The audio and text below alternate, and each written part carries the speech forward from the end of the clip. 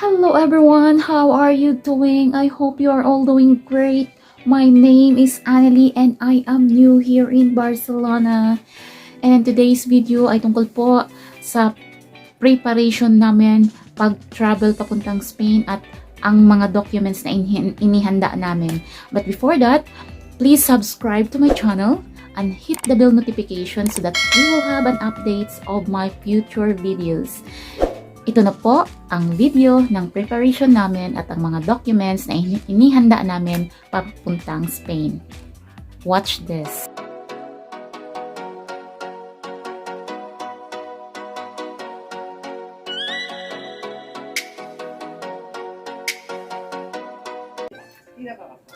Okay guys, so ang first namin ginawa ay from Calobcheg, nagbiyahe kami papuntang Poznan. Kasi, bakit sa Poznan? Okay, sa Poznan kasi is mas mababa yung swab test, mas mababa yung presyo ng swab test. And then, pangalawa, nandun yung bus station. So, from Calobcheg, nag-check-in kami ng hotel sa Poznan. And then, after check-in, pumunta kami sa hospital, nag-inquire kami about kailan makukuha ang result, kailan lalabas ang result ng swab test para ma-estimate namin anong timing, kailan kami mag-book ng ticket na ng bus ticket online, kailan namin i-book, anong timing. Kasi po nagwo-worry kami kasi from time to time tumataas yung presyo ng ticket ng bus. So, kaya, yun po yung step na ginawa namin. So, dumitso kami sa hospital, nag-inquire kami, within 24 hours ba, makuha namin yung result ng swab test. And then, after that, nag-book na kami ng ticket, ng bus, ticket ng bus papuntang Barcelona. Okay? So, after booking the ticket, nag-book din kami ng return ticket. Kasi, as you know, kung mag-travel ka as a tourist, para maiwas aberya. Kami kasi, sa mindset namin, ayaw namin ng aberya. So, nag-book din kami ng return ticket. Pero nasa inyo po yun kung ayaw nyo mag-book ng return ticket. Para po kasi sa amin, gusto namin yung a smooth journey. Like, walang aberya-aberya. So, nag-book kami ng return ticket para po sakaling may checking.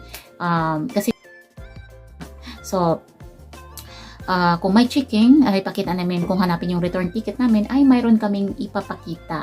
So, yun po, yun. So, it was a Sunday. Then, Sunday, nagsimba kami before kami nagpa-swab test. Hinanap namin yung English na simbahan sa Poznan na Catholic Church. And then, after namin nag-attend ng mass, and then, so kami pa-swab test. Nagpa-swab test kami around 5 p.m. ng Sunday. And then, the following day, Monday, ng 1 p.m., na-receive namin yung message na yung result nyo is all negative. And then, you may collect the documents for your result. Kasi nag-request kasi kami ng hard copy. In-email din sa amin yung result, pero nag-request din kami ng hard copy. So, pumunta kami sa hospital, and then, kinuha namin yung result. And then, sa result kasi, nakalagay doon, yung gender namin mali. Nakalagay sa gender ko, male. So, pinapalitan pa namin. So, nag-stay kami ng 2 hours doon para lang mapalitan yung gender namin kasi mali po yung gender na nakalagay. Instead of female, nakalagay doon male. So, yun. Pagkatapos doon, ay bumalik ulit kami sa hotel. And then, pagkabalik namin sa hotel, yun. Inasikaso namin ang iba pang mga dokumento na kakailangan namin para sa aming pagbiyahe. Okay, so ang documents na prepare namin sa pagbiyahe papuntang Barcelona ay the following.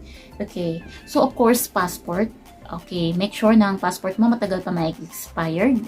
Okay, kung ito ay malapit na ma-expired, like 2 months before mag-expired, ay mabuting i-renew mo muna kung ikaw ay may planong magbiyahe papuntang Barcelona or anywhere na county na wini-wish mong puntahan, mainam po na i-renew nyo po muna yung passport nyo. And then, pangalawa po ay yung visa nyo. Make sure that yung visa nyo ay matagal pa mag-expired. Kasi kung ito'y 1 month before mag-expired and then magkaplano po kayo mag-travel papuntang Barcelona or papuntang kahit saan, ay ma-question na po kayo. Kasi po, may tendency po na ma-question po kayo. Kasi po, kapag 1 month, parang 50-50 na po yung chance nyo. Kasi karamihan talaga ma-question gawa ng malapit na ma-expire yung visa nyo. So, make sure na before kayo mag-travel, ay malayo pa ang expiration ng visa nyo. Okay po? And then, number 3 is that ang result ng swab test. So, first, passport. Second, yung visa nyo. And then, number 3 is result ng swab test. So, result ng swab test nyo ay kasali po doon sa documents na dapat yung ihanda. Okay po? And then, number 4, French declaration na parang i-fill up mo yung form. Kasi, kakalalabas lang kasi yan ng requirements. Alam nyo kasi guys, pabago-bago kasi po yung mga requirements ng bawat bansa. So, isa sa mga bagong requirements ng ay dapat mayroon kang parang i-fill up na form, tapos nakasaad doon na parang declaration na never ka nagkasakit ng COVID, wala kang sakit ng COVID, things like that, okay? So, isa po yan sa mga requirements. So, maaari pong mag-visit kayo sa website ng nila yung about sa tourist advisory, and then nakalagay po yan doon, i-download nyo at i-print nyo. Kasi guys, napaka-stricto ang bansang, and then Paris po, and then maliban dyan, ang Germany din ay isa sa mga napaka-stricto na border.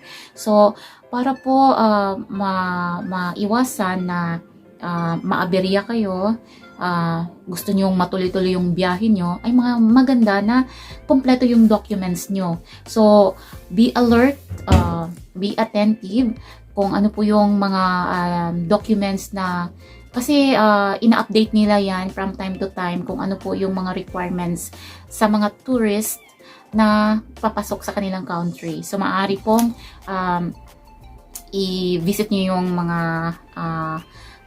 website na kung saang bansa kayo, i-research nyo muna kung ano yung mga kakailangan ninyo kung kayo po ay pupunta sa bansa, sa particular na bansa na yun. Okay po?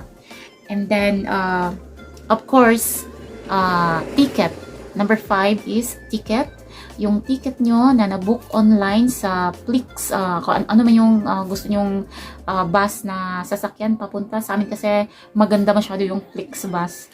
Based on experience, ay guys, napaka-smooth ng biyahe namin. Hindi kami napapagod gawa ng ang smooth ng takbo ng Flix bus. Ay sinasabi ko sa iyo, hindi ka talaga magsisisi pag pinili mo ang Flix bus. Kasi na-experience namin, ang ganda-ganda po. Hindi kami napapagod kasi hindi siya yung parang ano ba yun? Basta smooth yung takbo niya. Napaka-smooth yung takbo niya. Okay. And then, of course, ticket and then return ticket as well. Kasi, di ba, pumupunta kami, plano namin pumunta ay pupunta kami as tourist sa Barcelona. So, just in case na may checking na hingan kami ng return ticket, so at least meron kaming maipakita. So, di bali na gumastos kami, pero at least sure naman na nakalusot kami. Kasi kompleto kami sa dokumento. Okay po? So, ito po yung mga documents na inihanda namin. Okay, passport, and then visa, then swab test result, okay, and then bus ticket. Sa amin po, bumili po kami ng return ticket kasi just in case po may checking at hanapin kami ng return ticket, ay meron po kaming maipakita. Kasi po gusto po namin na diretso-diretso yung travel namin. So, bumili din po kami ng return ticket. Pero nasa inyo po yun kung bibili kayo or hindi. And then, French declaration. French declaration form po ay makikita mo nyo sa website ng government ng France. Nire-required po nila ito kung ikaw po ay mag-travel, papasok sa kanilang bansa. Kasi sometimes po may checking sa border nila, pag sometimes hanapin niyan, at least meron po kayong maipakita. So, yung checking po sa border ay sometimes random po. Sometimes sa Germany, sometimes sa France, basta at least ready po kayo, okay? Magtatanong kayo, saan matatagpuan yung form na yan? Saan makukuha yung form na yan? I-type nyo lang po yung French Declaration Form. Tsaka lalabas po yung maraming option doon. At tsaka doon nyo po i-download at fill upan yung form. At kung kompleto na yung documents nyo, ay good luck po sa inyong biyahe. And then, ingat po kayo lagi. Tsaka magsuot kayo palagi ng face mask. Especially pag nasa loob na kayo ng bus. Okay po? At saka nga po pala, idadagdag ko lang po, ang French Declaration Form ay, yung form na yan ay tinatanong ka kung may symptoms ka ba ng COVID, anything related COVID po ang tanong na dyan. Tsaka, for further information po, maaari nyo pong gamitin ang phone nyo para i-translate ang mga wika dyan kasi nakasaad po kasi yan siya sa lingwahe ng France. So, para po may idea kayo para po sa pag-fill out ng form. Okay po?